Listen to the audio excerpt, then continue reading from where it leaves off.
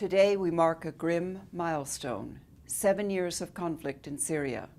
Brutal, intensifying and unending conflict. A conflict marked by indiscriminate attacks on neighborhoods, on schools and hospitals, on children. Last year was the deadliest year yet for Syrian children, and in the first 2 months of this year, an estimated 1,000 children were killed or injured.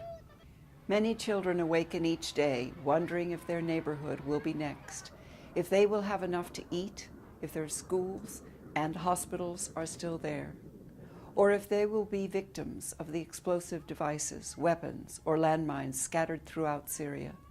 Children with disabilities, including those disabled by the fighting, are especially vulnerable. Without access to services, schools, and products like wheelchairs, they risk being forgotten. This Lebanese painting of a lone boy standing dazed amidst the rubble of his city shows the lost innocence of a generation of Syrian children.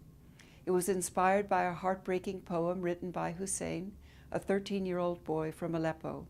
He wrote, "My homeland, where I used to play in its fields and squares." Over 2.5 million Syrian children have fled the fighting. 90% have gone to neighboring countries who have generously opened their doors to these young lives, despite their own economic hardships. Young people like Basil, who was paralyzed in the fighting. Now 17 years old and safe in Lebanon, Basil has become a talented violinist, thanks to weekly lessons and practice at a UNICEF-supported center. He says, "Today when I play, I can make the violin laugh or cry for me." And last week in Lebanon, I met young Syrian women and girls who told me of the challenges they faced, like violence, early marriage, and lack of education. But they also told me of their determination to forge better lives for themselves. Despite their heartbreak, they remain hopeful. Why?